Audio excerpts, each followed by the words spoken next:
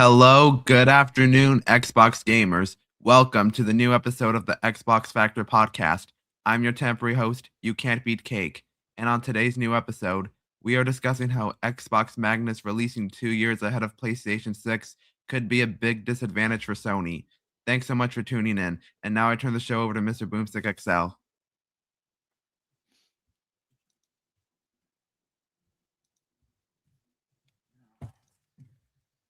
Hey, everybody. Thank you so much for tuning in for today's new episode of the Xbox Factor podcast. That was my nephew, Tyler. Obviously, he's interning for school, and we have a big video project that we are doing during his spring break. I cannot wait to share that with everybody. But welcome. We got a lot to get into. And Jamie Moran, sorry that you're still under the weather, but man, oh man, Crimson Desert seems like an early game of the year title. I know that Umbra, who will be here momentarily, has been dying to talk about it. I know that you have been talking about it, but like my nephew said in the opening, we got a confirmation from Bloomberg.com that Sony is looking to push the PlayStation 6 potentially outwards towards 29 or even 2030. And I got some thoughts and some theories as to why that's bad news for PlayStation, but great news for Xbox. But man, how you feeling? Welcome back. Hey man, happy to be here. I mean, I'm sure it's a shocker to no one that I'm sick yet again. I think I'm sick like more often than I'm not at this point, so I just kind of accepted it. But other than that, everything's good. Look, I'm happy to talk about Crimson Desert, even for like a couple of hours, because I've been yapping on about this game since 2019. So, thankfully, it looks good. Yes. It would be a hell of a letdown if it came out and it was, Gollum 2.0. Oh. But yeah, I'm very happy with how that game looks. Everyone's beginning to say like, "Oh yeah, this new fantasy game looks amazing." The Sony PlayStation news, like everything this past week.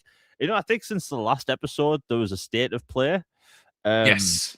And like, by the way, as a Metal Gear Solid fan, I'm happy. I saw your posts, and Yeah. I, of course, not only retweeted them but commented on it because if you don't know what he's talking about, Metal Gear Solid 4 has officially been removed from jail, the PlayStation 3 jail.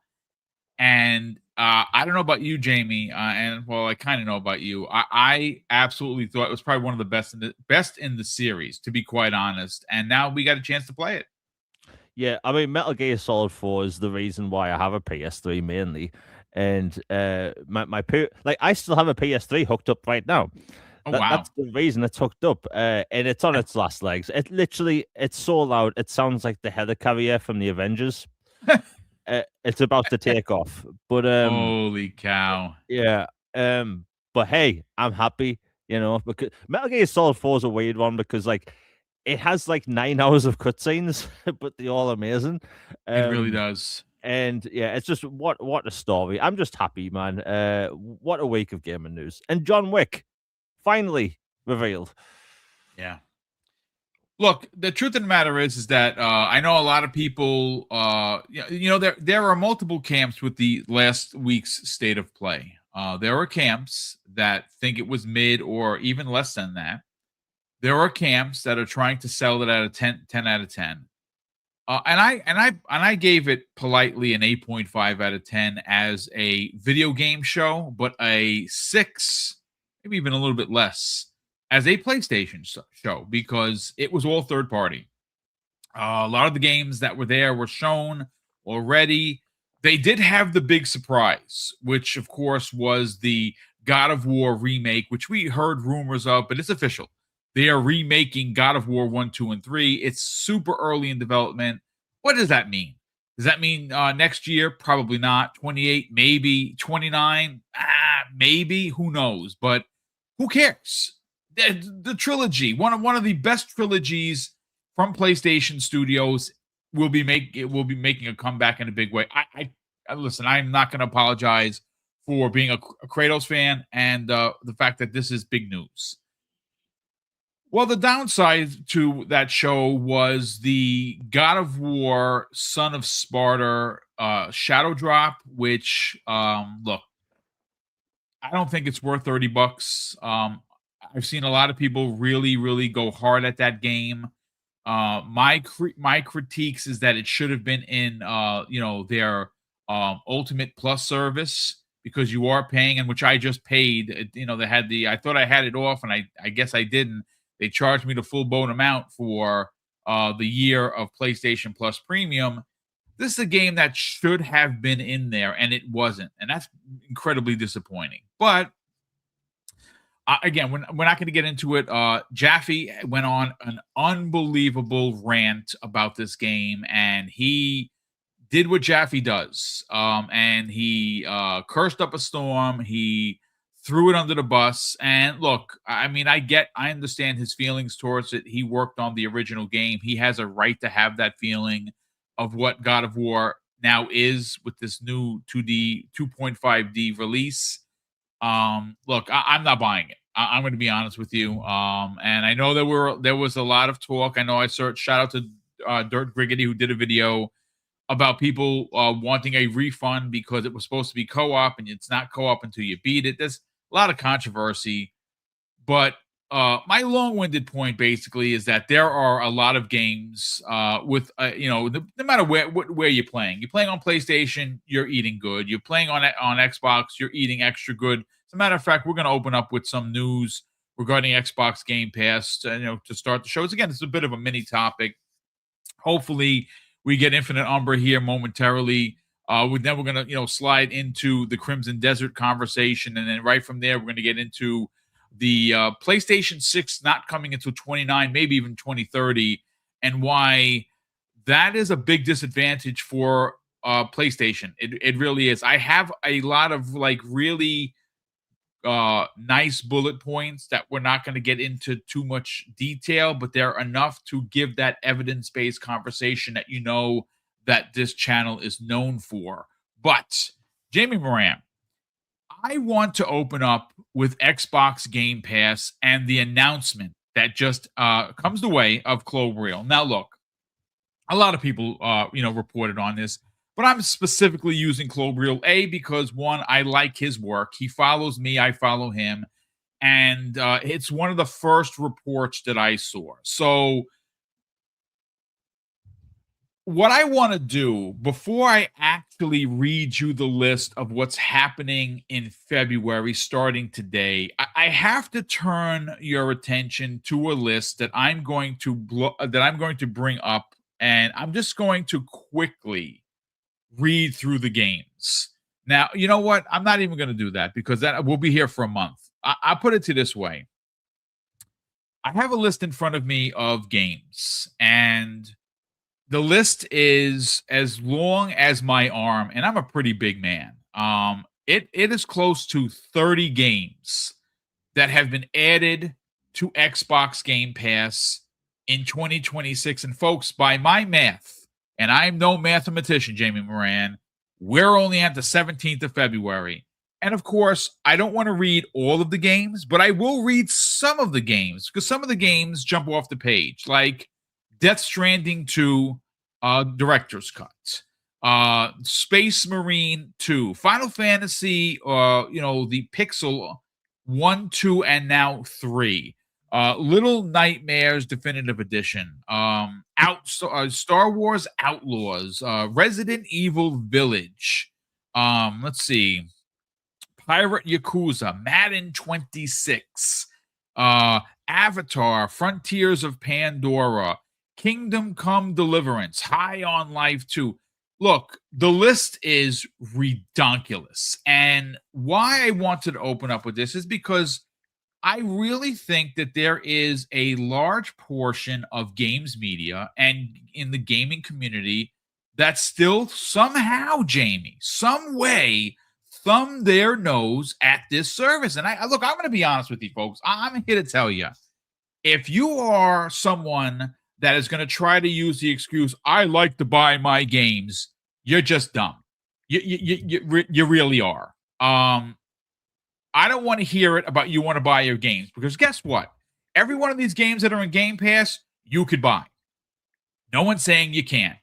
But if you're going to use that as your jumping off point for an anti-Xbox Game Pass conversation, I'm going to put you on the pain of mind list. So I want to turn everyone's attention to a tweet that I have in front of me from Clovereel. And these are the lists. Well, this is the list of games coming to Xbox Game Pass through today, all the way through March 3rd. And it's another banger list. So today, Aerial Knight's Drop Shot. I don't know what that is, to be honest with you. I haven't seen it as of yet, but it was in there. Avatar Frontiers of Pandora. You've been talking about this quite a bit because there is now a third-person mode, right? Something on February 19th. Actually, 3 games on February 19th. Death Howl, EA Sports College Football 26, and check this out.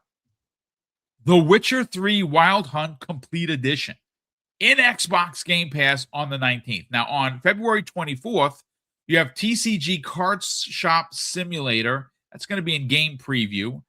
February 25th, Dice A Million on PC. That's day 1. February 26th, and this is the one I'm really looking forward to because I love side-scrolling beat-em-ups, and they made some major changes to Towerborn. Is dropping into the service out of preview, officially launched on the 26th. And then, of course, on March 3rd, you're not getting one RPG, you're getting 2 massive RPGs. Now, one is a remake pixel art version of Final Fantasy III, and it appears that we're going to get all of the Final Fantasies released 1 per month until the whole pixel collection is out. But Kingdom Come Deliverance 2 is also dropping into the service. Jamie Moran, look, I don't know what else to say other than holy shit, this is one unbelievable year so far for Xbox Game Pass. And once again, this list goes all the way through March 3rd. So if you just take a step back, chat, and you look at the amount of games that I mentioned, and mind you, there were at least 17 that I didn't mention. I just named some of the really jump off the page games on top of the list I just gave you, on top of all of the first-party games that we know will be there this year. I honestly don't know how you do not have this service as something you pay for monthly. Jamie, let's talk about these games. Man, RPG fans are eating good. You know, what do you call it? Kingdom Come Deliverance 1 was put into Game Pass a couple of days ago, and the next gen update came out. It looks nuts, by the way. Yes. And you know, millions of people have played that game, loved that game. The sequel is meant to be even better. I'm actually surprised the sequel's out in Game Pass this soon. I thought the developer would have got at least another year out, but man, this year's been crazy for Game Pass. And another game that dropped in Game Pass this year, Death Stranding. I yap on about that game all the time. Yes, you do. It's weird in the best way possible. It's a Kojima game. I mean, it's just nuts. You know what you're getting into with those types of games. But man, what a year! And like The Witcher 3, like a lot of people that maybe haven't gone back to The Witcher in a long time, its free next gen upgrade is ridiculous. Arguably one of the best looking games this generation, and you know it adds a new camera system option which you can choose. The ray tracing is incredible. The whole lighting in that game is incredible. But man, RPG fans are eating good. And like you said, it looks like we're getting 1 pixel remaster per month, which is really nice. Personally, I have never played the original Final Fantasy 3. I played 6. So like, hey, I'm eating good. I think a lot of people should be fans right now of RPGs. And if they're not, it's something to get into because, man, like, I'm a big RPG fan. I talk about them all the time. And just to see Game Pass really pushing and leaning into it, it's great. Like, Game Pass this year has been amazing. Like, Space Marine 2, I've yapped on about that since the day it came out. One of the best games this generation, in my opinion. It's getting new content for free all the time. Saber Interactive are just nuts. But, man, Game Pass this year has probably been the best it's been in a long time. A very long time. I know early last year people were complaining that the list drops weren't that good, but this year it's just been great all around. And obviously, we'll be getting the new day one games as well by Microsoft, like Fable, Forza, and all that stuff. But man, best year in a long time for third party games. Well, you know what? You're not wrong. And what's interesting, before we bring in Umbra and get his hot take on this, is the fact that we have a year that is a celebratory year for Xbox, the platform, being its 25th anniversary. And that's a really big deal, right? Obviously, we know that Game Pass next year will have its 10th anniversary because 9 years as of summer of 26 this year, and they are feeding the masses to a point where if you had even a small backlog, and I'm going to be honest with you, look, we have 200 people in the chat. I can guarantee you there isn't one person that will admit on this, not only on this panel, but in the chat, that they have a quote small backlog. Our backlogs are ridiculous. And when you look at what Game Pass has already added, Infinite Umbra, I'm going to read the list. Now, I sent it to you in the DM, but being that you just rolled up, I want to read what we were talking about. So these are the Game Pass games that have been confirmed from starting today through March 3rd, on top of the damn near 30 games that have already been added the first 6 weeks of the year. That is Aerial Knights Drop Shot, Avatar Frontiers of Pandora, Death Howl, EA Sports College Football 26, The Witcher 3 Wild Hunt Complete Edition, TCG Card Shop Simulator Game and Preview, Dice A Million on PC, that's day one, Towerborn in its relaunch is day one, Final Fantasy 3 Pixel, and Kingdom Come Deliverance 2 on March 3rd. Umbra, listen, you're a man that plays a lot of games. You're a man that gets a lot of achievements. I'm going to be honest with you. I think that even you have been having a hard time keeping up with the ridiculous amount of games that is, quite frankly, in one of the best services in gaming's, bar none. What's up, brother? Welcome back. Morning, fellas. Yeah, I have been having a tough time, man. And when we play certain games like Kingdom Come Deliverance 2, it takes a lot of time out. I got like 240 hours in that game now. Whoa! And I beat it. I had the DLC and everything like that. So yeah, it takes a lot of time, man. You know how we play those types of games. I'm everywhere in there, right? So having that and then having just like this I don't want to say smorgasbord, but we're going to have this plethora of games to play. It's a lot. We've been blessed, I would say, these past few years, and I think this year is also no short change of that. We're about to have a crazy year this year as well. And no, this list is excellent. I mean, from me, I haven't gotten the Pixel remaster collection for Final Fantasy yet, so now they have 1 through 3 already in here. Yep, they're likely going to have the entire thing. So I'm going to get into those soon enough. And these are the older Final Fantasy games, so they're not like super time consuming to the point of more modern ones, Now you probably get about 50 hours per. I mean, if you try to do everything, maybe not even that. Maybe you could take them down in 20 or 30 hours. According to one friend of mine, he said it took like 8 hours to do. Okay, wow. Okay, you know what it is? That's my RPG brain thinking modern, but you might be onto something. Maybe back in the days, it was 30 hours because we had no idea what we were doing. Right. Maybe it's 8 hours in modern times. Yeah, so you got all of those. You got Kingdom Come Deliverance 1 and 2 in there. And Kingdom Come Deliverance 2 is a Game of the Year nominee. If you all have not played it, trust me, it's worth it. Part 1 is okay. The combat is problematic a little bit, but part 2, I think, smooths that out much so, and the story in both are really good. I think the second game story is even better overall. It's just a really well done game. Cinematics are great, the storytelling, voice acting, all those things. There are some voices, I will just throw it out there before I move on, is a little off-putting. Like you sound a little modern English, like American English when it, some of these characters, but most of them sound right. It's just an excellent game. But I mean, all these games, college football, like you said, from EA, like that was a major like seller, like when it came out, where people were I think it was causing, what was the issue it was causing when it happened? It was like they were selling out and people couldn't get physical copies. It was They something couldn't like get that. physical copies. It was selling Xbox Series S consoles, like it was That's going what out it of was. style. Yeah, man. Yeah, Yeah. it was selling Series S is really crazy too. And I mean, now you got Death Stranding, like you said, you have Ninja Gaiden that was added, you got the Warhammer Space Marine 2, another excellent game. Yeah, man, and the first one. So like it's a lot of excellent stuff on here. I still need to get to Atomfall now that I'm looking at it.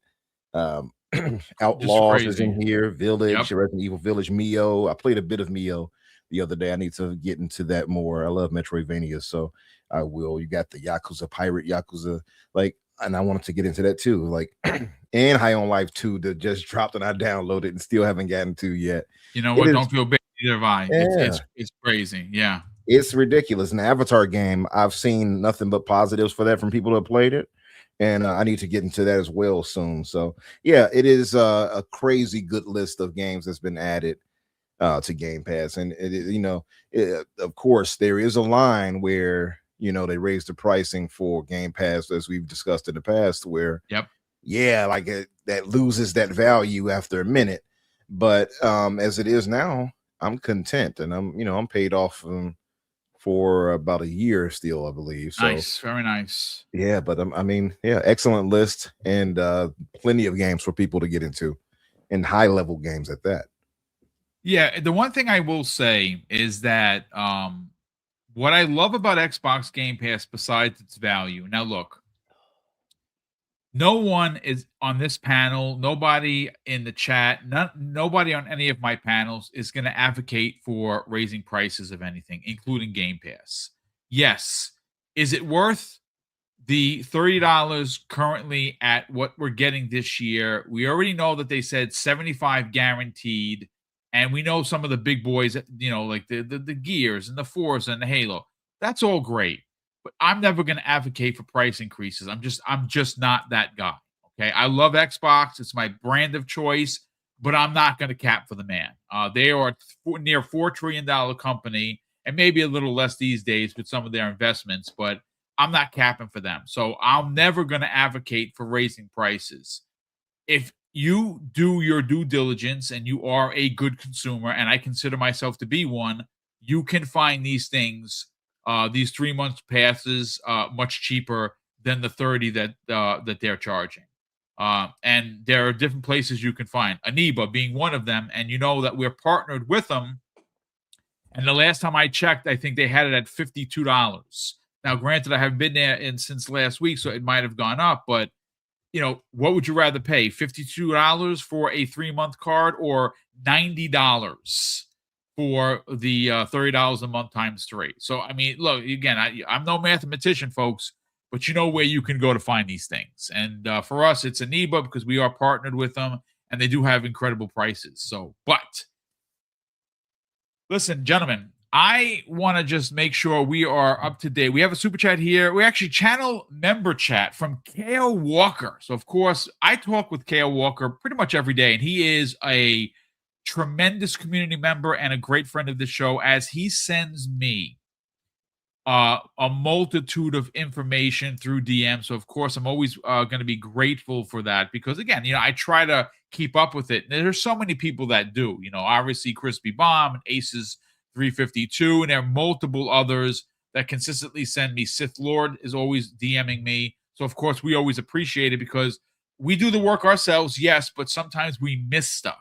And thanks to K.O. Walker being one of someone that does it every day, we're incredibly grateful for it. But he has been a channel member, ladies and gentlemen, for 55 months, which is just absolutely insane. He says the first 3 Final Fantasy Pixel games take about 16 hours each, and the last 2 about 30 hours each. Well, there you go. I'm going to have to get in on it because I haven't played Final Fantasy 1. And what's insane is that I own those already. I own it for the GameCube, and I own it for Xbox. Obviously, I buy a lot of games, so well, there you go. But look, this is a topic that I absolutely cannot wait to talk about because, look, in my heart of hearts, when you start talking RPGs, based on what we've seen, based on what we think we know, and based on what I'm hoping for, Fable will be not only a Game of the Year contender, meaning that they could win it all, but RPG of the Year. Now, I want to press pause on that for a second because there's a little game coming out that seems to have piqued just about everyone's interest. And I have a tweet in front of me from Spawn Yard. Let me have that tweet pop up here. I'm loading the tweet as we speak. Now, it's Spawn Yard Reply on Twitter. And the reason why I bring him up is not because, we're good friends or anything. It's because of a tweet that he put out there that I think is worthy of reading aloud. And then, of course, we have a couple from Okami13_, who's another phenomenal ex-poster that gives us some additional context to why Crimson Desert is not only going to be potentially a Game of the Year contender, I think it's going to hit like Elden Ring did. And that's really saying a lot considering I have not played this game. But check this out, folks. Spawnyard on Twitter wrote what I thought was an absolute brilliant tweet. Simplistic in nature, but loaded with information. And he goes on to say this, gentlemen in chat. Every time a new news information comes out from Crimson Desert's camp, it gets better and better. Here are some bullet points that he confirmed, and of course has been confirmed by Pearl Abyss, who's the studio making the game. The game will not have any difficulty options. It's going to be the same experience for all. The game is not aiming to be overly difficult, but everyone is going to have the same experience in regards to its difficulty. And that kind of gives me the Elden Ring vibes almost immediately. And I'm okay with that. They're not going to make the game too punishing, but it's going to be challenging. And obviously, as the player, you need to get better weapons, better armor, better magic, and just continue to, raise the level of your character. So your enjoyment is going to be based on how much you put into the game. That's awesome. Here's a big part. Considering where we are in the industry, how the industry is moving, well, chat and gentlemen on the panel, the game will, quote, not have any microtransactions. This is dope. This is what it's about. Buy the premium game, and I have some thoughts, literally, and some. I want to read verbatim what the studio themselves had to say about this. So, no microtransactions. You could choose from one of 4 characters after a point in the game. Now, what exactly does that mean? I'm not sure. Does that mean that you're going to be able to have a character select where you have to, can you choose different characters that you can continue your game with? Can you, will 4 characters be at your disposal? I'm not sure, but I can't wait to find out. And lastly, the game is developed to please fans of various genres and aims to give experience Red Dead Redemption 2, Witcher 3, God of War, Elden Ring, Zelda, and more. Check, check, check, check. Holy shit, are you kidding me? They are looking to take any RPG fan and say, you're going to love our game. But that's not the only thing, folks. That's one of 3 tweets I want to read. Now, the other one that I have in front of me is from, of course, like I said earlier, Okami13_, a phenomenal member of the X community. And he has, again, it's a small tweet, but I hold on a second, that's my notification. But he has a small tweet here that I think has a lot of weight. He says Crimson Desert has a major focus on organic exploration. See, now this really is meant for Umbra and Boom, because this is how we play the games. According to Pearl Abyss, they go on to say they want you to get lost in this. They want you to get distracted. And most importantly, they want you to have fun in what you're doing and the variety of content. And according to Okami, he's a big fan of this. Sounds like Breath of the Wild's exploration, and he's not wrong. But that is just tip of iceberg, ladies and gentlemen. Look, Jamie, I'm going to go to you first because you and Umbra, for that matter, have been talking up this game for quite some time. I think based on what we've seen, it's probably going to be a game of the year contender. It is a game that is offering, and I say this all the time. You've heard me say this, and you've heard Umbra actually utter these same words. The more that you put into this, the more experience and fun you are going to have. So if you go into this and you don't go searching for things, like for me and for even for Umbra, and I can speak from because we literally play the same. We are always looking for the shiny thing that's to the left or the right of us, never what's directly in front of us. And moving to the right gets us to something else. And then as we kind of look to the left of where we were going, we keep looking to the right and we find something else, and we keep going that way until at one point we're like, man, we're 7 hours later, we got to get back to what we were doing. And then we find something else that's shiny. Jamie, I am so excited for this game. I bought the deluxe edition. They could have charged, $100, and I would have gladly paid for it, but they did. The standard game is $70. The deluxe edition is $10 more, which I think is great. I bought that. I think that this is a game that is coming out at the right time because there are no other big games, or at least I can remember. But I cannot wait for this game. I am so looking forward to just getting lost in it. And again, like the poster said previously, the more we hear about this game, the more excited I get as a gamer. But I want to get your thoughts. Man, I had to check before just to make sure. Yeah, I started posting about this game in October 2019.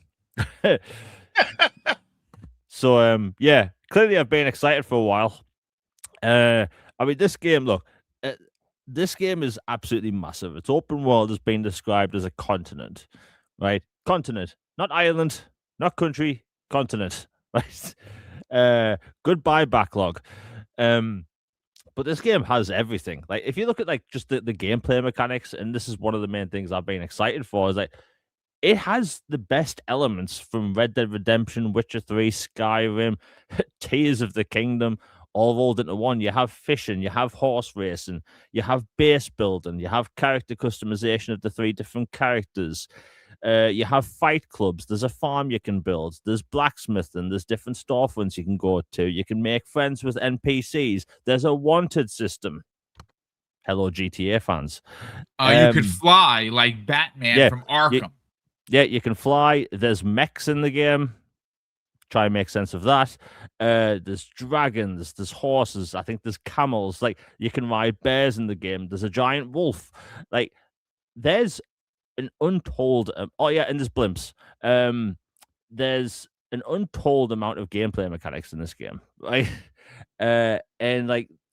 This team's been going all out for years, man, right? Every time I've posted about this game, I get one main reply.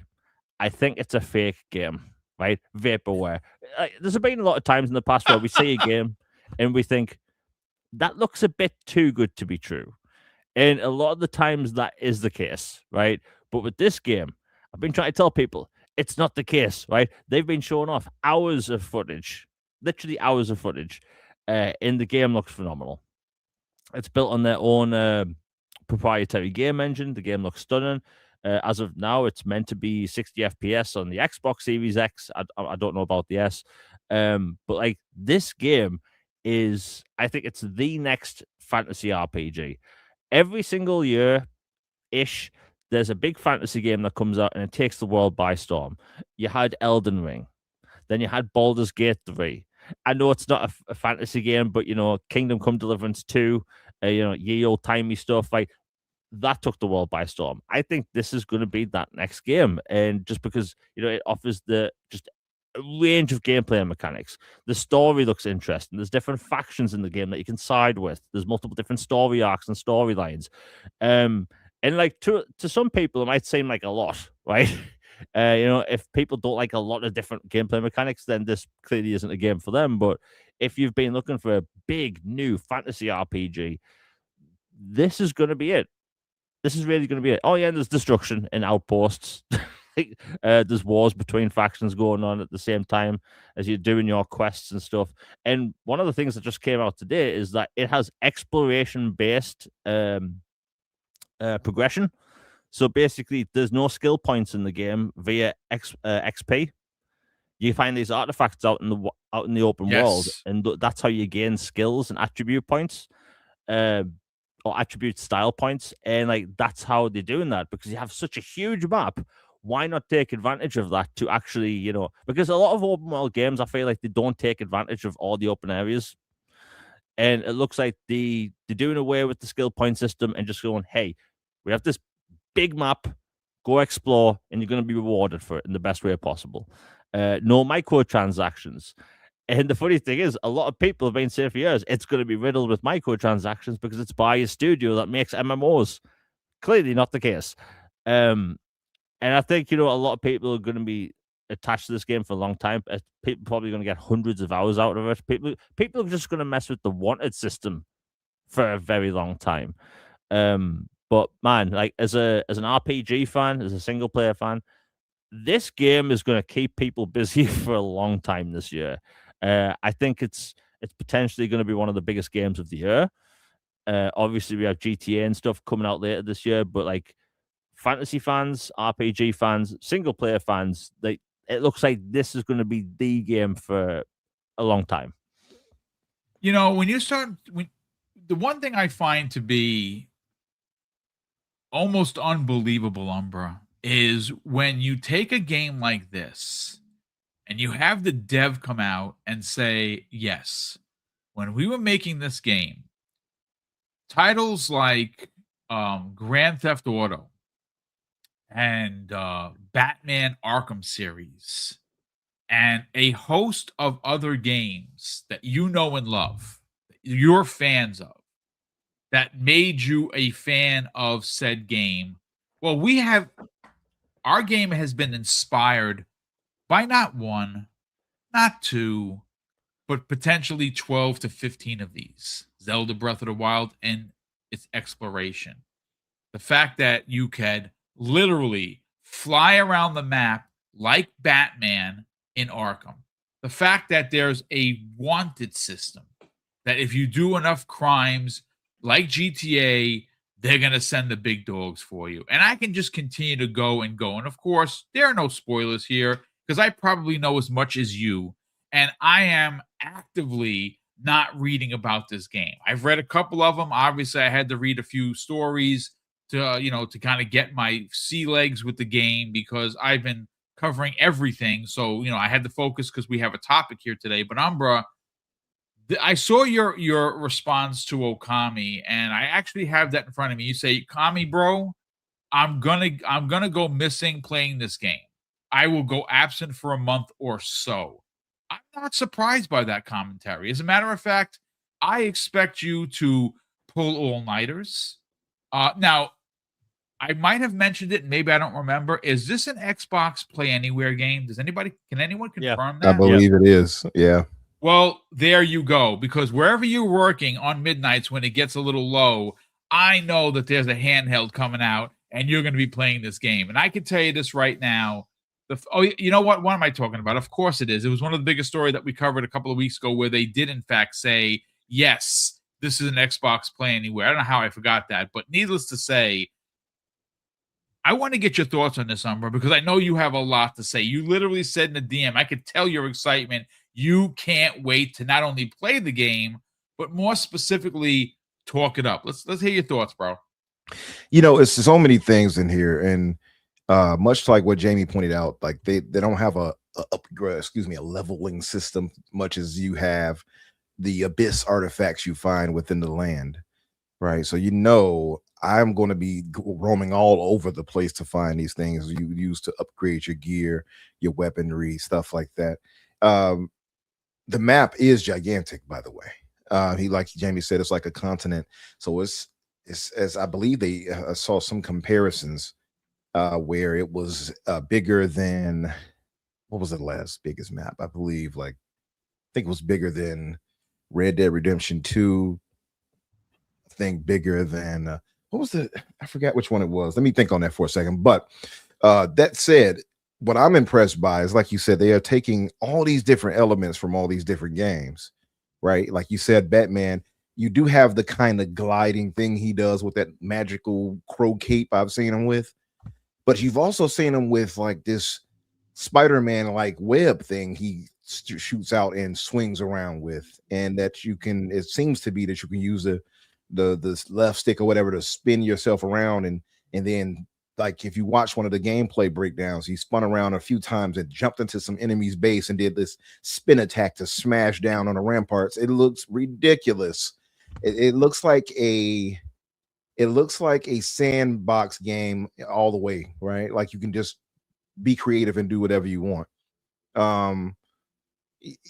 So like what I'm loving about it is all of those things. Like you said, you have this speaking of GTA, because you say that they'll send people after you. It also has things akin to a GTA where the NPCs are really interactive, right? In the bounty system, like you said, but it also has a Zelda Breath of the Wild kind of feeling to it, because outside of just the abyss upgrades that you get, they have those what they call the abyss islands.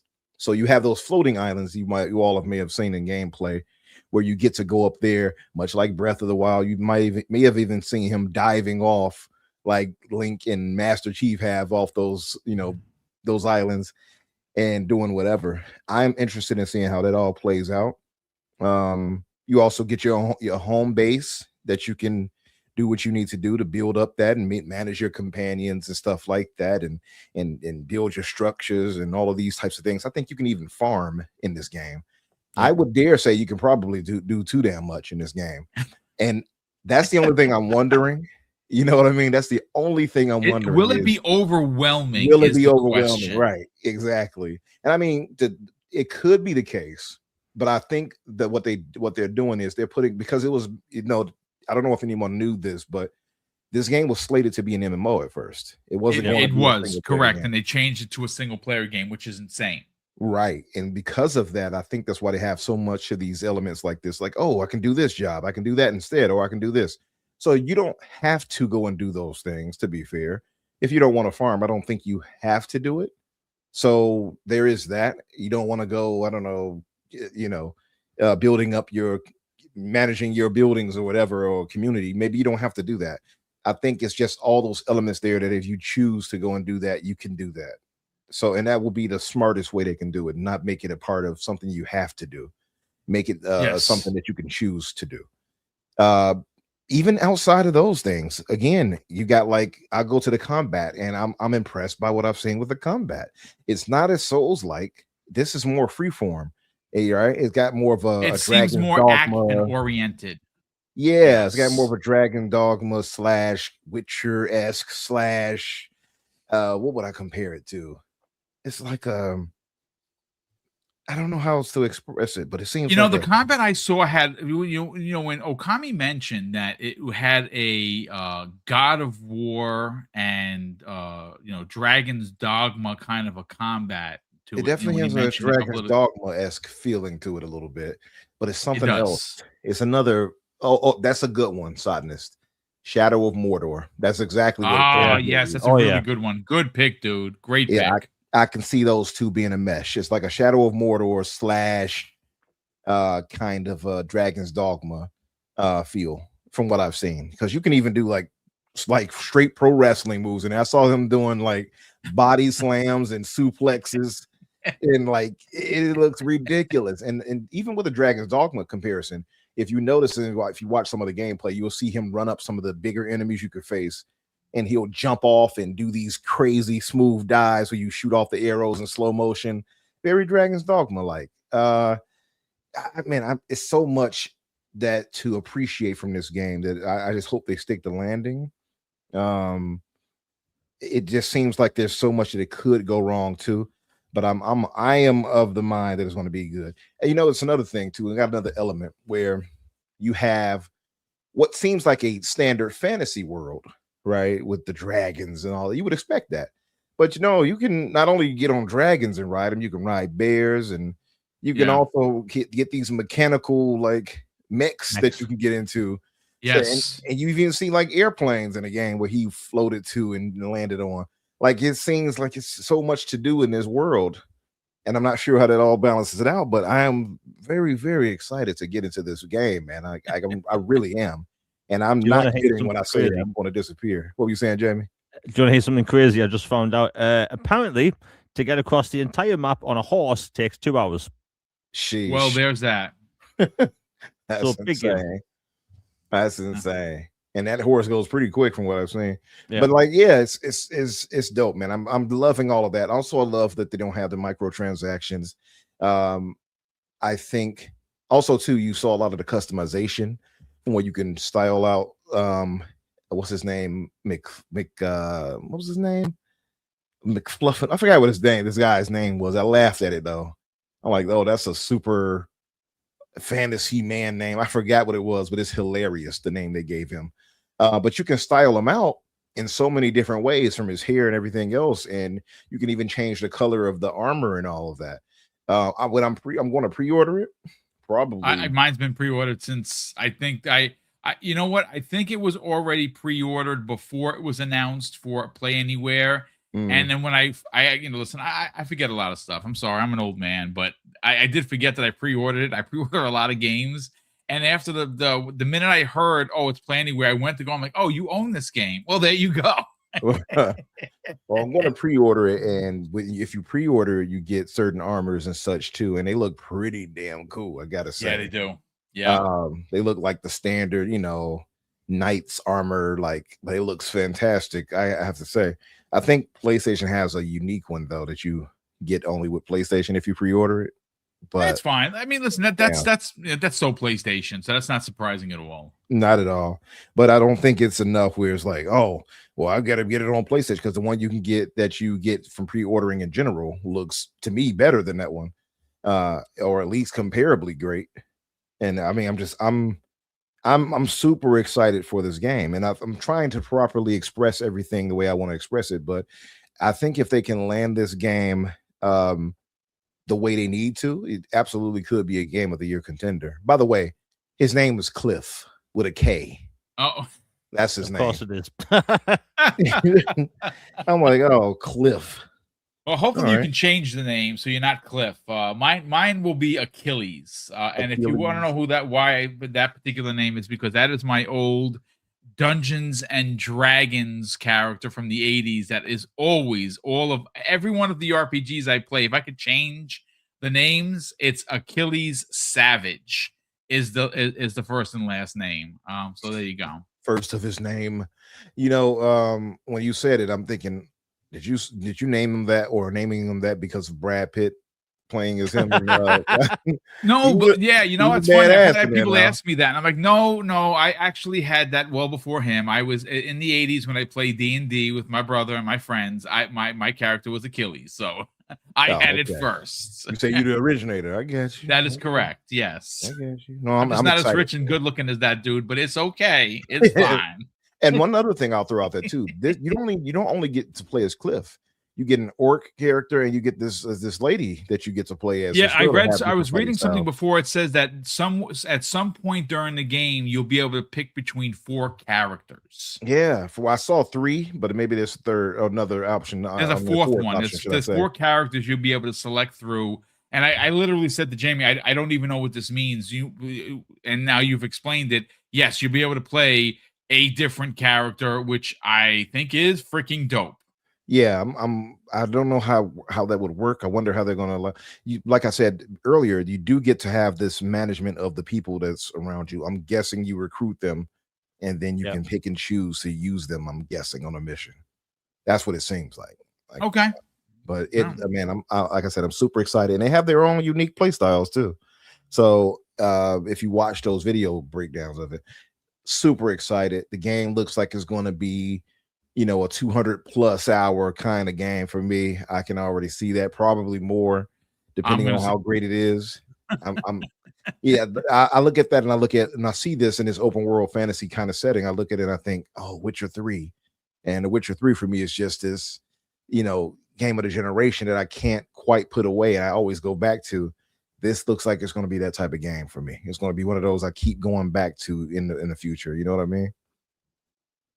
I mean, listen, I think what sets this game already apart is the fact that the company is out there telling you they're naming the names, right? When you start talking about Zelda Breath of the Wild, God of War, Grand Theft Auto, Arkham, even though they didn't mention it, I mean, you're flying around like Batman, and they take an opportunity to make mention of all of these games that were meant as inspiration to the team developing this game.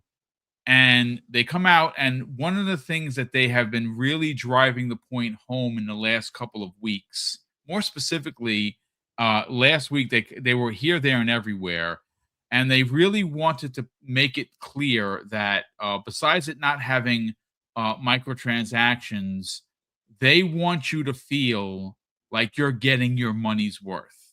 And a $70 investment in the game for the standard one, or the $10 upgrade to the $80 edition that gives you, a bunch of bonuses and armors and things. By them coming out and saying, hey, listen, we want you to play our game. We're not going to try and nickel and dime you, and we are going to deliver a premium experience for the premium price that you're paying. And this really does lend the fact to, I think, just based on the industry, just taking a step back and looking at the industry as a whole, gentlemen in chat, people are tired.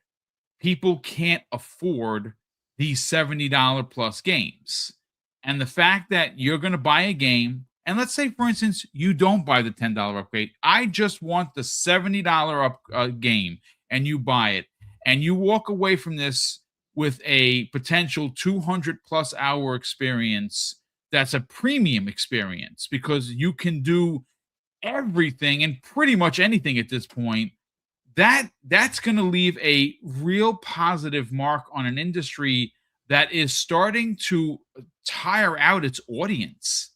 That's the truth. I mean, again, I'm not going to stop beating the drum about Xbox Game Pass. And even though this is not one of those games, we are, and I say we, Xbox players who subscribe, are getting their money's worth already this year. They have been doing a bang-up job going back the last couple of years, and this year is going to be even more insane. And then you turn around and you hear that the developer in Pearl Abyss isn't tone deaf to what the community is saying and how the community is feeling. And I think that not only is that encouraging, but that should be a start and stop, conversational piece for a lot of these publishers and developers. What we've seen, the trend of gaming has become is to try and separate you from your wallet outside of your initial purchase. And some of these games are free to play and they don't cost you anything up front, but they try to get you in the back end. But a lot of the games do try to nickel and dime you after you've already invested $70, $80. So it's a big deal. And I love the message from Pearl Abyss. And I think that this is going to be a game that we will be talking about for many, many months to come after its release, and certainly many years after its initial release. That's all I can say about it. But look, gentlemen, we have a member chat here from Starfield Guy. He says this: Umbra, Crimson Desert was 2 times the size of Red Dead 2 and Skyrim. Also, apparently, there's also an underwater exploration and an entire underground system, which just sounds absolutely bananas. But look, That's gentlemen, insane. And mind you, the Field of Sky area too, the Sky Islands. the Sky Islands, which is and Red Dead Redemption 2 is not a small map. That's a pretty big that map. was a pretty big freaking game. Man. But look, gentlemen, we have to get into this next big topic here, Umbra and Jamie and chat. This is the biggest one of the show, and this is gonna have a lot of layers. So, Umbra, I'm going to go to you first. Obviously, just in case you're feeling a little sleepy, you don't want to. This is going to be long winded, but I want to go to you first, and I want to start off with the report that comes the way of Bloomberg. Now, Hazardor Gaming posted this, and Hazardor went on to say, Bloomberg, Sony is considering pushing back the debut of its PlayStation hardware to 2028 or 2029. And there's some reports that it may be even further out.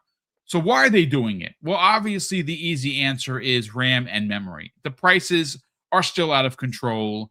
But why this story is one of both negative for Sony, but I think positive for Xbox, gentlemen, is because Microsoft has been secretly targeting the PC audience for their next generation hardware, and I have proof of that. So the next generation of hardware is expected and rumored to start this year in the form of an OEM device. We've talked about it numerous times on this channel. And again, this is just two pieces of information that I want to read verbatim that do have heavy weight to my conversation. And the first story comes the way of Windows Central, where tariff exemptions could dramatically cut at Microsoft's chip costs. And why this would happen, based on the report from Jez Corden, is Microsoft, quote, may be granted exceptions or exemptions from upcoming U.S. chip tariffs on TSMC supplied components, according to new filings. And if that happens, it could dramatically reduce Microsoft's silicon costs at a time where prices are absolutely out of control. But see, that's not the only story, because a report from Jez Corden a few days before is that Microsoft may have scored a massive HBM deal with SK Hynix, and investors at Microsoft are loving it. And why it matters is because they are rumored to be the sole buyer of these chips from SK Hynix. And if that is in fact the case, even though this is probably going to be used for AI, it could in fact, Umbra, be used for, of course, home consoles, PC first hybrids. So, I want to bring you in and I want to get your thoughts on this, because I do think there's a relevant conversation to be had about Xbox having a OEM device this year, potentially, of course, rumored, and they're what rumored to be a incredible piece of never before done tech, where not only is it going to be PC based, not only is it going to be a hybrid, but it's going to be an open sourced platform in 27. And if Sony's machine doesn't come out until 29-30, even though I don't see people abandoning their digital libraries, gamers, and again, console gamers on Xbox's side are going to line up for this. But there is something to be said about PlayStation gamers maybe being impatient and not wanting to wait. And the fact that they'll be able to play PlayStation games on this device along with everything else, it has an opportunity here to attract Xbox players, PlayStation players, but more specifically, PC players. I want to get your thoughts on this, man. It's tough. It's really tough because we don't know how this all can shake out. Like, I can see a possibility that this helps Sony too, because if it's delayed until 2029, let's say, right, as they're speculating, well, that means they can probably have better components. They can have better tech inside, right? And we'll be in the same situation with Xbox, where it's like, okay, well, the PS6 is more powerful still than the next Xbox. I don't think that'll be the case necessarily, but I do see this talk about the RDNA 6 and things like that, and the back and forth that was happening over the weekend from these two insiders that were leaking that. I did see that discussion, and the guy mocking the other guy and all of that. But I'm torn on that to some degree. Microsoft's working out some type of deal possibly for for the chips and things like that, and they could lower their cost of getting them. I don't know if they'll pass that cost saving on to us. That's the problem I have. So I'm not certain of that one way or another just yet.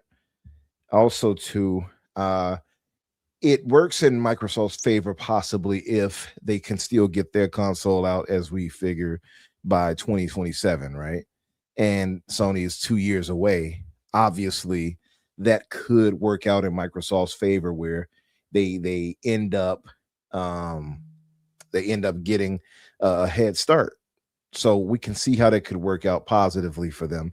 And from what we're hearing, they have a lot of crazy tech in the next Xbox, and it is akin to a PC. So, and of course, as I speculated before, they might have it where the OEMs that are going to be licensing the name might have higher end SKUs anyway. So that might not even matter if the PlayStation 6 is further out and has these certain other specs, right? Because, well, here's the next OEM that's better than the PlayStation 6 right here, right after PlayStation 6 drops, right? So that could be an option too. I think next gen is just going to be this kind of game changer, so to speak, in a way of, pardon the cliche, but in the way that there's so much capability, or at least promise or potential, where they can take these so many different ways. Obviously, it will be costly, so to say, if they're going to try to get like higher end specs and things like that for OEM. But if you want to pull in, I guess, PC gamers and stuff like that, or at least enthusiasts, and offer them higher end consoles that's akin to a PC and more or less is a PC in many ways, then that could be it, and it'll end up being cheaper in the long run for them. So for me, it feels like it could go one way or another. I don't know how that could go. Again, though, that if that's a 2-year window, that would be crazy adventurous to Microsoft right there, if that is to be the case. Also, too, I mean, we go back to the whole thing where you spoke about the libraries, and one of the things that Phil talked about was how they lost that generation with Xbox One and PS4, and having the situation be where people had their libraries locked to those specific ecosystems. And if they can get this out ahead of time and it's like super high quality and everything is working well, and you get all these games you can pull over from past generations of Xbox and also be able to emulate and be able to get these newer games, yeah, that could be something that, like, yeah, maybe I might make this switch. And it's now we're going to have the situation, obviously, where there is no more of this gatekeeping, so to speak, because again, all those games will be available to Xbox now. The whole thought of missing out, that notion is more or less gone by next gen. So it's a lot of good reasons I can see this, a lot of positive reasons, should I say, I can see this working out in Microsoft's favor. And I don't know. Again, though, I will caution myself or anybody that thinks like, oh, Microsoft they'll get these cheaper chips and they'll get these exemptions. From my experience with these corporations, I don't tend to think that they pass that on to us. There's no such thing as trickle down economics when it comes to them. I just don't see them like, oh, here, let me spare you 15 extra dollars or so, or 20 or 50 or whatever it's going to be. I don't see that being the case. But at the very least, they could get a head start. And if I'm speaking just on a terms of the Xbox performing well, it's a good chance that it could come out 2 years in advance and kind of grab that next gen crowd. Again, though, I think I'll just say this and I'll end it. The bigger problem is the current state of the world and economy we're in. And I think if we go back to the PS4 era or something like that, we were all, I think, in a better state of situations where we can be like, yeah, I'm gonna go buy this next thing, I'm gonna go do that. Not all of us got that luxury anymore. Now a lot of us are living paycheck to paycheck, you know what I Yep. mean? So it's a lot of different things that can go into this that can make it. Is that person on a pole? She is. You got strippers on your show? I mean, listen, he's Wolverine. He's in a bar. She's on a pole. You know, whoa, hey, I'm the oh. best that there is at what I do, and what I do is make it rain, bub. Oh my goodness. But yeah, I'm like, wait a minute. I saw a booty cheek and a leg in the air. I'm like, wait a minute. That threw me off my thought process. I don't believe it. Yeah. Well, listen, you know what? I love what you're putting down. I'm gonna be honest with you, and I think there's a lot to be said about the fact that you're not sure, right? Like nothing is guaranteed about whether or not they move PlayStation gamers. Look, the one thing I think is a constant is people don't have limitless wallets. We don't have limitless bank accounts. I don't know what the price of these consoles are going to be. I don't know how they're going to use having the ability to get, be an exclusive purchaser of chips or memory, right? Like, is that going to be better for the company? But I think the one thing that we can say, and this is a bit of speculation. If you listen to Jez and you read a lot of the work that he's been, printing in the last couple of weeks, months, it's that Xbox is not looking to sell just one box. This is where OEM comes in. And just like OEM handhelds, pricing is going to be different. There's going to be someone with a big bank account that can afford a 50-90 level handheld or, rig. There's going to be some people that can only afford either low range or mid range PCs. And you've heard me say this. I think this is probably going to be the fourth or fifth time I'm saying this, but it is for context, Jamie Moran. And that is, if you just do a general search, and this, again, I'm asking you to do it. I've already done it. You know the numbers. But when you talk about the PC players, when you talk about the 100% of PC gamers that are in the world, that make up the large portion of who buys and plays games, right? They're the biggest audience. 99.3% of those gamers have low to mid-range hardware. Now, a lot of those gamers, like you, Jamie, you've talked about it, you waited to upgrade your RAM, and now it's 4, 5, 10 times the price. Well, if you are a PC gamer and that's where you go. That's what you use to play your games. And Xbox has these OEM type devices, not the Microsoft Xbox, but you could do that if you wanted. But let's say, for instance, you wanted something from Lenovo or Alienware or Asus or Dell, or pick your flavor. There's a chance that one of these manufacturers are going to make an Xbox type device. And you take something like Alienware. When you go to buy a piece of hardware from them, they give you the ability to build the hardware based on what your dollar and your affordability is. If you want a bigger hard drive, you spend the extra money. If you want more RAM, you spend more money. Now, I'm not saying that is exactly what's going to happen, but the fact that you're going to have the ability to buy the next Xbox, whether it be from Microsoft themselves, Jamie, or someone else, based on your affordability, is going to be what's different. And if you are, again, what's different besides the way they're doing these new pieces of hardware is how the hardware is going to be an open source box.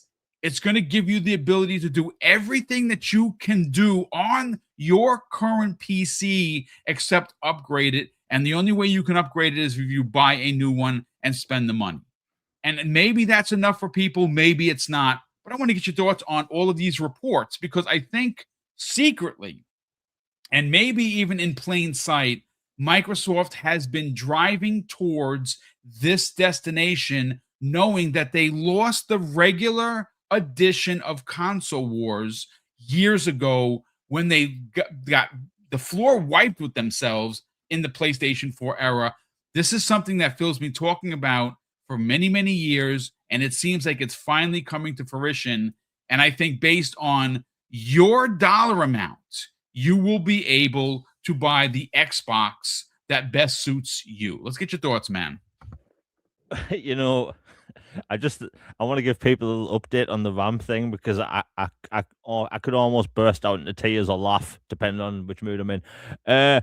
So back in June last year, I needed to buy more RAM for my PC, and it was around £48. And I was thinking, look, I've seen RAM drop in price close towards Christmas before. I'll just wait for a sale. Stupid me. And as the year was going on, the RAM apocalypse happened. And I went onto Amazon and looked, and this RAM cost around £100. And I was like, oh, great. Right. And then you fast forward to December, and it went up to, I think, £170. You go up to January this year, that RAM went up to £193, right? And now that exact RAM costs £237. That's just crazy, dude. Excuse me while I walk in front of a moving train. The RAM situation's messed up everything. I rambled on about this last week. My opinion on the situation. Like, the fact that Sony might be waiting a couple of extra years, I think is actually the thing everyone should be doing. You have I'll get on to the rest of the reports, but like you have iPhone that is contemplating moving to a model where they don't release a new phone every year and you move to like every 2 years. Same with iPads. The Steam machine doesn't actually have a release date yet. The Steam Deck is out of stock and it's going to be intermittent to it being in stock. And like, we don't know how long this RAM apocalypse is going to happen or how long it's going to go on for, right? It could go until, I saw some reports, it's going to go until 2028, right?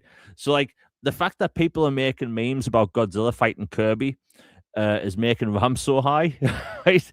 It's not helping the situation. So like, I understand why Sony would want to wait that long, because at least RAM might be cheaper. There's reports that some other companies want to get in and start making RAM, but then you also have storage, which is selling out as well. Western Digital's 2026 storage hard drives and SSDs for 2026 have completely sold out already. It's February. Yeah. So like the whole tech space for the next few years is messed up. My friend, by the way, that's wanting to buy a new car, he said that the RAM of the car is listed on the page next to the price. Jesus Christmas. Right? For a car. Right? That's a thing now. So like the whole thing's messed up, man. So like I completely see why Sony would want to wait. In fact, I think Microsoft should wait. It's a weird risk reward thing Microsoft's in, because like for the past 2 years, we've kind of known that Microsoft will be first in some capacity, be it 1 year or 2 year. So like being first in the past has been such a huge advantage. We saw what happened with the Xbox 360, and like they had such a monumental lead. And developers getting used to the hardware, like Xbox 360 ports were far superior. So like it did them really good back then. But for the past 2 generations, the consoles have launched basically at the same time. So like on one hand, Microsoft going first 1 or even 2 years, you're going to have a lot of people are thinking, hey, I want to see what this new generation of consoles is like. Some they'll want to dip and buy the latest console hardware. On the other side, you have like, if this console is as expensive as people think it's going to be, you're going to have less people buying it.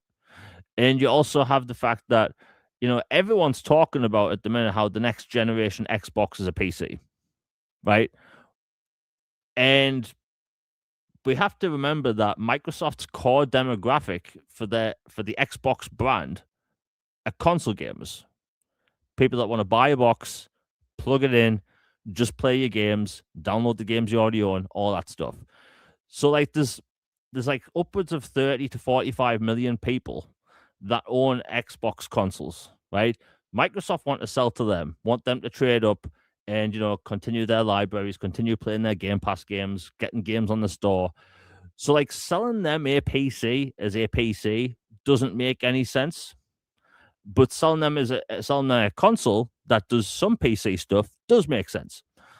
So like, but you also have to remember, console gamers haven't been used to they aren't used to buying consoles for $700, $800, $900, $1,000 consoles. Yeah. So like Microsoft's walking a tightrope here, because you're always going to have people that want to buy the latest and greatest thing, no matter what, right? They see shiny new console, shiny new piece of hardware, and they want to buy it, right? No matter what it is. Like, hell, my friend who's probably listening right now, who I play COD with, we go to the pub and stuff, known him, been my best friend for like most of my life, right? Every time a new piece of hardware comes out, he's like a dog that sees something shiny. He has to go get it immediately. He got the Switch 2, day one. He got the PlayStation 5, day one. The 5 Pro, day one. Xbox Series X and S, both day one. He had I think it's a 4090 PC when that came out, right? So he likes the shiny new thing, right? And he's told me, no matter what Xbox and PlayStation come out with next, he's buying day one, right? There's always going to be people like that. But if you're selling a console or a box to a core demographic of 30, 40, 50 million people of console players, and yet you want to get PC gamers on board, they're getting the PC user interface way better than it used to be. The store integration's way better. They have to sell people on a console. They can't sell them a PC. They just can't. And selling them this £1,000 PC or $1,000 PC isn't going to work, right? So you have Sony on the sidelines doing what they normally do, basically saying what Microsoft does, right? We saw what happened with the DRM situation back in 2013. Remember how online passes were a thing? And Microsoft and Sony both had online passes on their consoles, and then Microsoft announced DRM first, and then Sony just magically didn't have anything to announce. It's because they saw what Microsoft did, they messed up, and Microsoft paid for it. Whereas Sony, they had no repercussions whatsoever. None. And I think Sony is going to do that this time. So like it's a weird risk reward thing that's happening right now in the tech space. And I would be shocked. I would be absolutely shocked if Microsoft doesn't delay their console 1 or 2 years because of price. Price is the biggest factor here. You know? Like the Switch is going to go up in price this year. By the way, how much is the Switch 2 in the US? Well, according to the Okami story, or at least several stories that I have in front of me, the Hasbro Gaming had reported here that Nintendo is, and this is a rumor, folks, been contemplating raising the price of the Switch 2, which is currently $450 for the one without the game, $500 with Mario Kart. And they're contemplating. It hasn't been raised yet, but they are also a couple things with Nintendo. It's funny you mentioned that. First of all, if you look at their reports, they came in under what they anticipated for the holiday. That's number one. But number two, they're also not making the money that they were making during the same time period of the Switch 1. So they are actually losing money on every Switch 2 that they sell. So if you consider the fact that they came in under, people didn't buy as here, at least in the US, as many as they wanted, it's also costing them potentially more to make it. This is why this might happen. Okay, so the Switch is costing more to make. It's not selling the numbers it needs to, like, money wise. And look, they're gonna have to raise the price of it. The PlayStation is probably gonna have to go up in price this year. Everything's gonna have to go up in price this year. I know the Xbox has already been up a couple of months ago before Christmas, but like the industry, like, look, if you were to go back a couple of years ago, I would be all, hey, next gen Xbox, I can't wait. And don't get me wrong, I can't wait to see what the next gen Xbox is. Next gen hardware is always fun to talk about, but like, it's weird this time around, right? Last time we were all stuck in the house, right? And we had to just see the next generation come out. And like this time, there's a technological apocalypse going on because people are making memes about cats riding Rumbas, right? That's the scary and unfortunate reality we're living in. So like, I understand why Sony would want to put off 1 or 2 years. And look, I'm an Xbox content creator. I know for a fact that if you talk hardware, it gets more attention, right?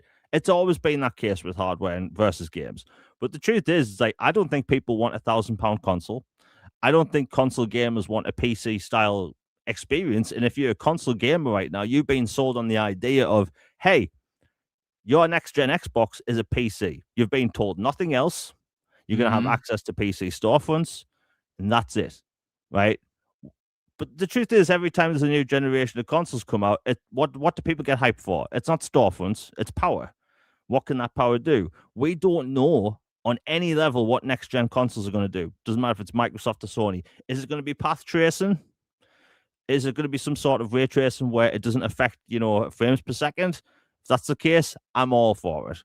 But as of right now, with everything going on, I would be shocked if Magnus is delayed, and the R&D it for another year, make it more powerful, because like no one in this current climate can release consoles unless there's some sort of breakthrough in like RAM technology.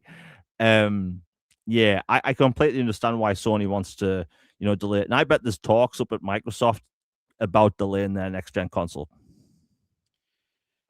That's the thing, man. I again, just based on the information that we've read verbatim, like I don't know. I actually think there's a real shot here, in my opinion, for Xbox to really look. I think it's safe to say that they are not trying to win the console war when it comes to selling consoles. Like they know that they have lost that. But and again, you might be onto something. And guys, jump in anytime you want to jump in. You want to add something that goes for Umbra and you, Jamie. I think we've all admitted that the Series X is a really freaking powerful machine. As a matter of fact, there was some recent one-to-ones that the Series X has once again outpaced the $800 PlayStation 5 Pro. So there's going to be talk about, well, why do we need? Why do I got to spend $1,000 on a console? Well, I mean, listen, I'm not saying what you should do. What I'm saying is what I'm going to do. Whatever the next Xbox OEM is this year, if there is one, I'm buying it. If it's $1,000, they got my money. If it's $1,200, take my money too. The Xbox that will come out from Microsoft a following year later, I'm probably going to buy that as well. I am an Xbox. I like their hardware. I like where their hardware is going, because my biggest excitement is, and I've said this before, I'm not a Steam dude, right? Like I don't buy a lot of games on Steam. But there are a lot of games that I'm always being like, people in the community like, hey, Boom, you like side scrollers? Check this out. And I'll see something like, oh man, that game looks dope.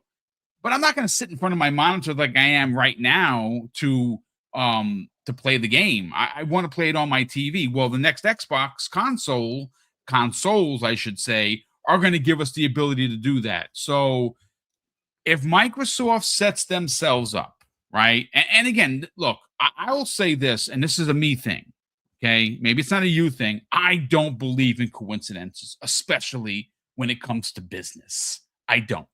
What I believe in is what publishers will do to be the best in the business. And Microsoft isn't trying to win a console war. What they're trying to win is get everyone to play on their box, no matter what box they're playing on, or play their games on a box, no matter what box that is. If you're currently a PlayStation gamer, not a troll, not a POS, but an actual gamer that just loves playing on your PlayStation because you like the DualSense, or you like your investment that you've spent all these years doing through PlayStation and its store, there's nothing wrong with that. And Xbox is going to give you an opportunity to play all of their games. You're a winner, right? You play Sony's games and you play Xbox's games. Switch is getting a bunch of Xbox games. Xbox Game Pass is getting everything carte blanche, right? You pay your subscription fee and you go. These new boxes, though, if and again, this is posing another question to both Jamie and Umbra here. If what we just read, what I read verbatim from Windows Central, it seems like they're setting themselves up to be able to potentially. I know that Umbra, you said you're not sure if they're gonna, forward that savings onto the customer. Maybe you're right. I would love for them to do so, but right. Well, I mean, we would love for them to do that. We don't necessarily know if they're going to do that, but it's safe to say, just like PCs, there's going to be one for everyone's budget. Low-end Xbox OEMs, mid-range OEMs, and high-end ones for people like me and you and Jamie. We're going to buy the best of the best of the best. But that's because it's something that we do. It's something we want to do. But if you are someone, and again, like I said, I'm using this just based on the numbers that we've put out there, some hypotheticals and some logic. If you are a PC player and you like Xbox games and you play some of those games on your mid-range PC right now, if by chance there is a way for you to upgrade your hardware to a better unit, but it's an OEM, I'm not saying every PC gamer is going to do that, but some might. PlayStation gamers who were hoping for a new console, for whatever reason that may say, well, wait a second. If this next Xbox is something that I can play everything on, including PlayStation games, maybe I go that route. Listen, it's just my thoughts and theories. Umbra, before we get out of here, any additional thoughts? I mean, one last one I'll throw out there. Maybe Microsoft, y'all want to, throw a pity check my way if you use this. Yes, I'll take that too, sir. Just, Thank you. just 0.01% of your yearly, net worth or something like that should do me just fine.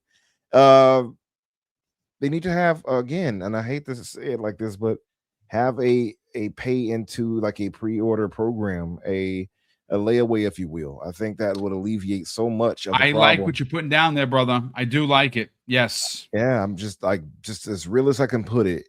If they put some type of layaway-esque system into it, which they've already played with in this current gen, just go full out and allow people to pay off in advance for the console. I think that will solve so many problems. I think you'll get so many more people that would be willing to move forward.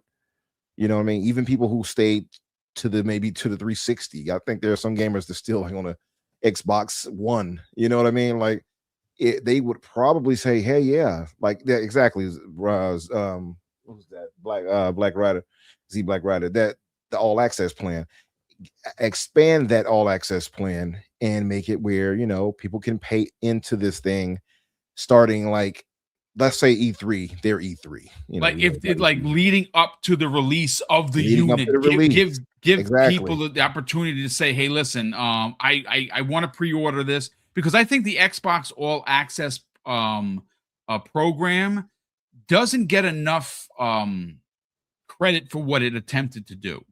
It really did offer the best way for someone who can't afford the upfront cost, pay off this thing that would eventually become yours. It's your box after not renting. You're literally paying it off like a layaway type of deal, but you also got Game Pass on top of that. Yeah, pay it off. Maybe they give you a window within 2-3 weeks, maybe, because I know they have to give them ordered in. So let's say maybe a month, within a month's time, and that's the deadline, right? So they could start that as early as this showcase coming up in the summer and say, hey, this is the new plan we have for next gen. You can pay into this monthly or weekly, however you choose to do it. Yes. As long as you pay that off before, a month or two time, whatever they want to do. And I know it sounds kind of crazy probably to some, but I don't think it sounds crazy at all, to be quite honest with you. I think that's freaking brilliant.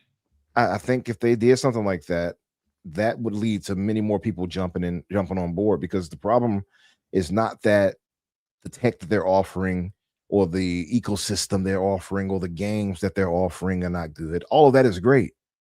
The problem is the cost of everything and the lack of us having enough to do it, to buy these things and to invest, because the world has become much more expensive. It's really crazy. Listen, I'm here in Chicago, you in New York. Very expensive, brother. It It's really costly. is. Yeah, it's not cheap. Like, so I mean, we got to pay rent, or mortgage, you got to pay for your car, you got to, you know what I mean? You got to take care of your ladies, you know what I mean? You got so much you got to do. You know, There's a lot. Yeah, I gotta wine and dine somebody here and there. Like, yeah, girl, you know, I don't always play the game. You know, you gotta lie to them. But I'm just saying, like, there's so much more we have to do with our money that having the luxury of gaming, we don't have that money to do it as much nowadays. Some of us are not as well off as others, and I think if you had that option, I'm telling you, I think that could play well if they really dive into it and make it a real thing before the release of next gen. And I mean, if they wanted to continue going with it, they could still continue it after launch and just say, you know, you have to pay it all fully before you get it, right? Like they could still do that too. But I think that would be a smart way to go about doing it.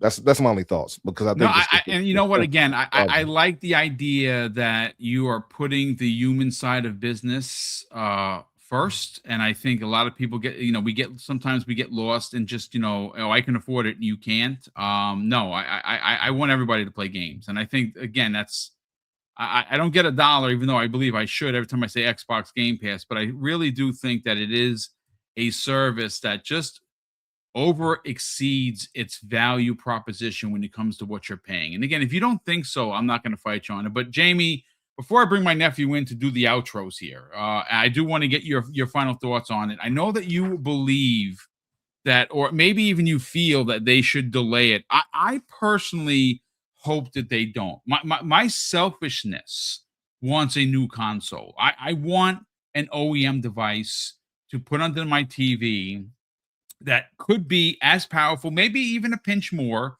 than the Series X. But I don't want to wait 2-3 years to get the next generation. And do we actually look? I mean, look, again, it's opinions, folks.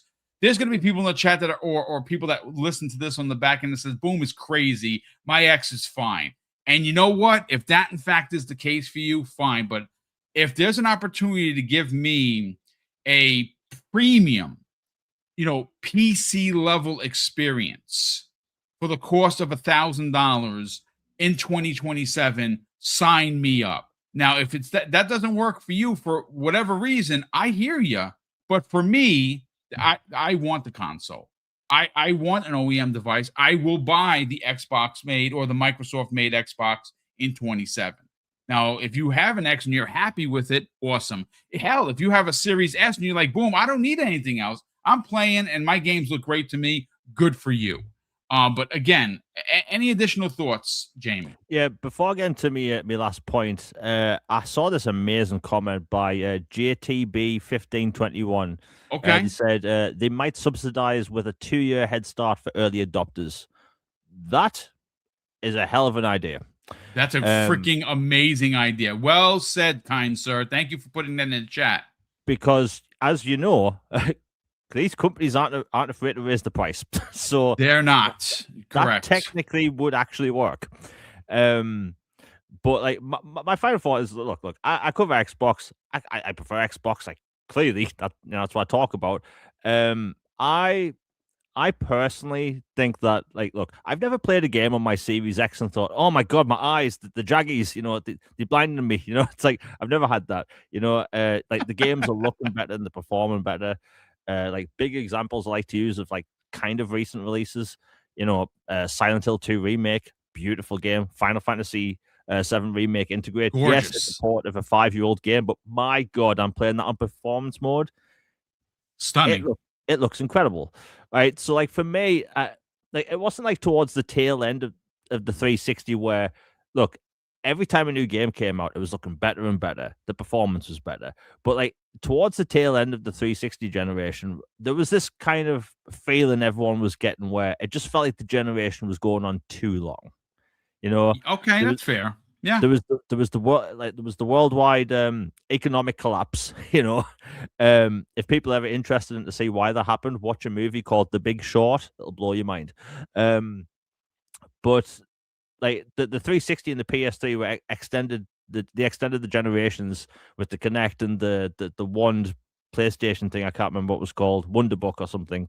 The camera thing. And they got a couple extra years out of their consoles. In the meantime, the developers were getting used to the hardware. Games were looking better. If you look at Halo 4 and compare it to something like Condemned, night and day. Yeah. Right? They look like they're from different generations of consoles.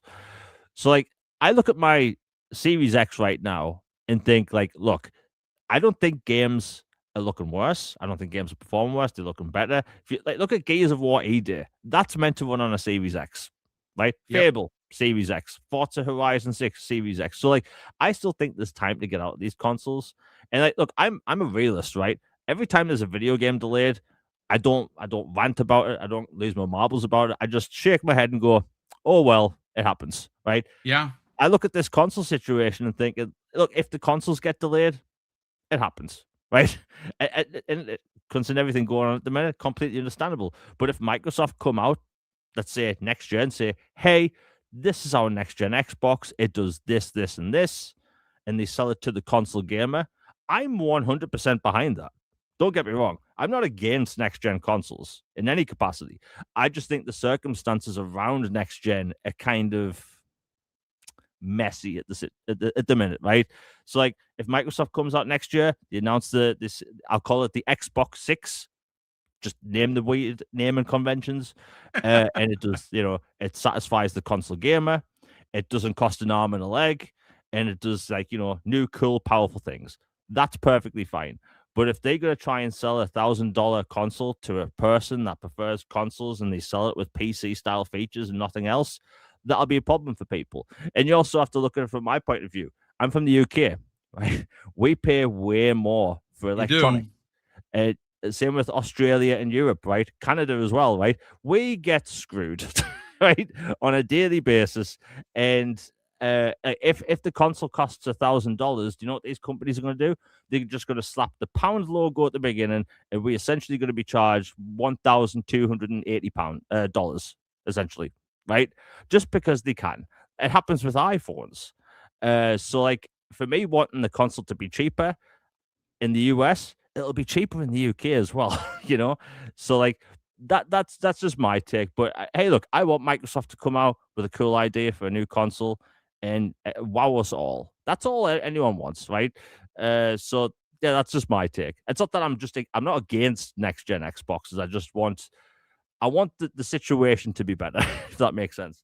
No, it makes perfect sense. And you guys knocked it out of the park, and the chat was absolutely fantastic, as always. Of course, I want to thank everybody for taking the time to hang out with us here.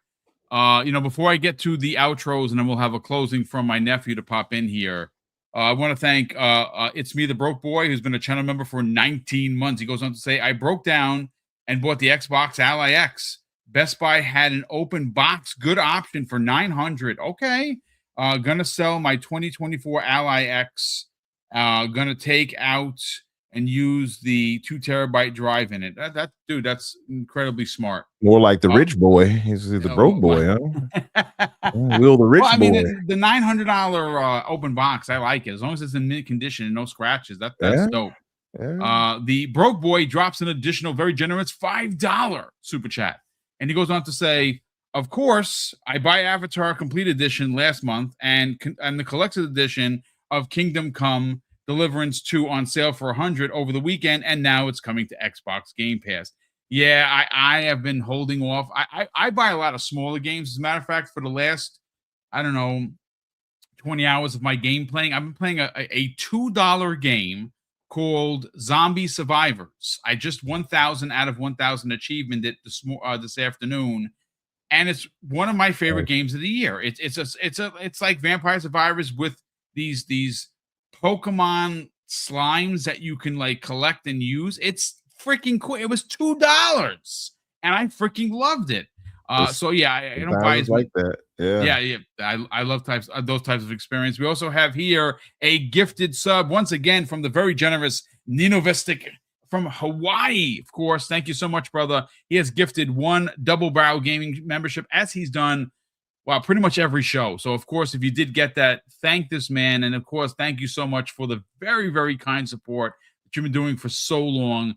Mrs. Boom and I do greatly appreciate it. We also have here Day Reezy in the chat. So, Day, great to see you here, brother. As always, says Umbra doesn't have to wine and dine the ladies. Umbra serenades the ladies. Umbra is a smooth operator. Umbra saves money that way. Be like Umbra. I just pull them to the side, Dayrees, start singing some Boys to Men to them. There you go. Listen, there you go. Those panties will be dropping any minute. So that's what I'm talking about. Oh, yeah.